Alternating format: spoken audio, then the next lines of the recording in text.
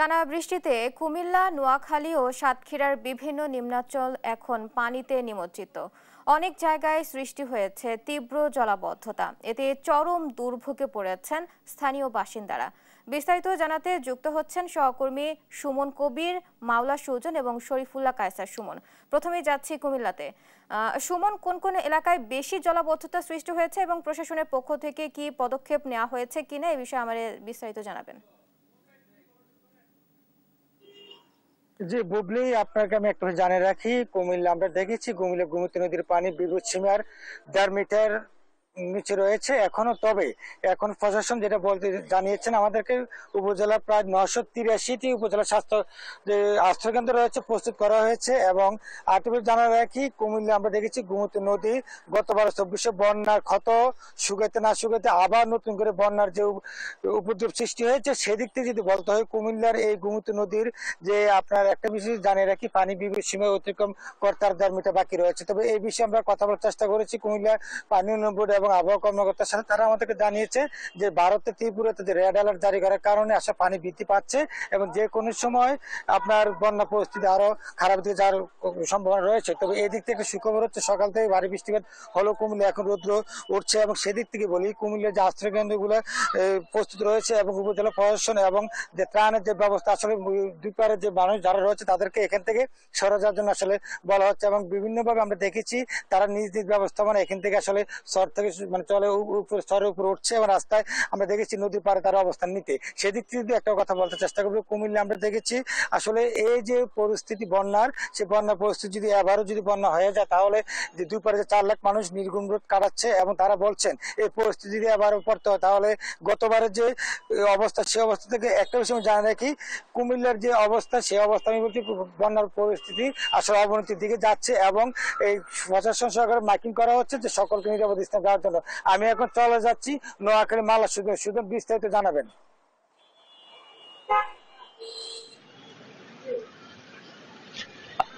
সুমন, আপনাকে ধন্যবাদ।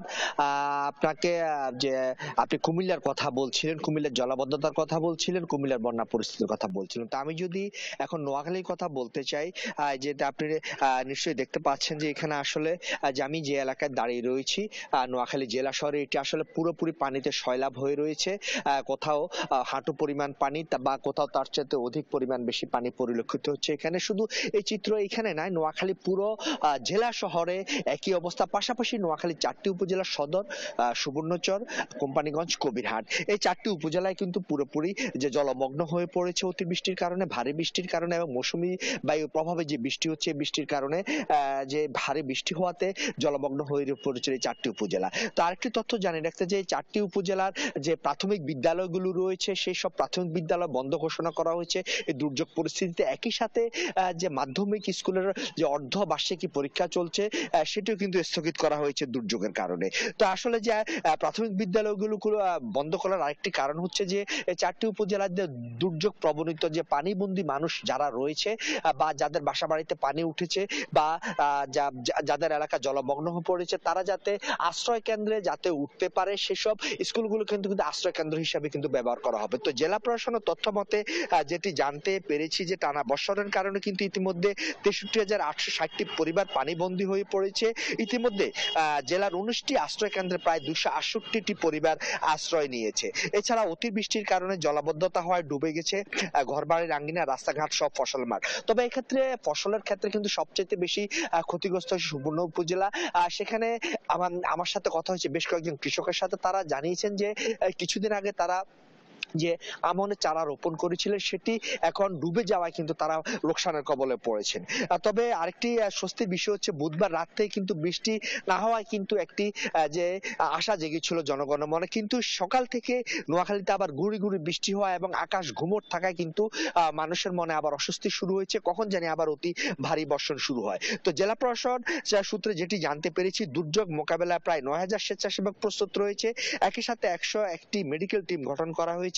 এছাড়া 500 টন চাল, প্রায় 300 প্যাকেট শুকনো খাবার প্রস্তুত রাখা রয়েছে। এছাড়া জেলা প্রশাসন নগদ 18 লক্ষ টাকাও প্রস্তুত নিয়ে রেখেছেন। তবে যে আপনাকে আরেকটি তথ্য জানিয়ে রাখতে চাই যে যদি জলাবদ্ধতার মূল কারণ হিসেবে জেলাবাসী যেটা বলছে যে জেলাতে যে অসংখ্য খাল রয়েছে, বিল রয়েছে, জলাশয় রয়েছে, ড্রেন রয়েছে, নালা রয়েছে, সেগুলো যথাসময় পরিষ্কার না করায়, দখলমুক্ত না করায়, অথবা যে অবৈধ দখল যেগুলো বাদ রয়েছে সেগুলো না কাটায় কিন্তু এই জলাবদ্ধতার সৃষ্টি হয়।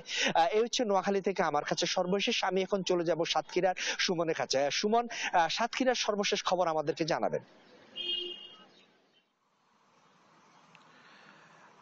নোয়াখালীর মাওলা সুজন এবং কুমিল্লার সুমন কবিরের কাছ থেকে আমরা শুনছিলাম কুমিল্লা এবং নোয়াখালীর পরিস্থিতির কথা।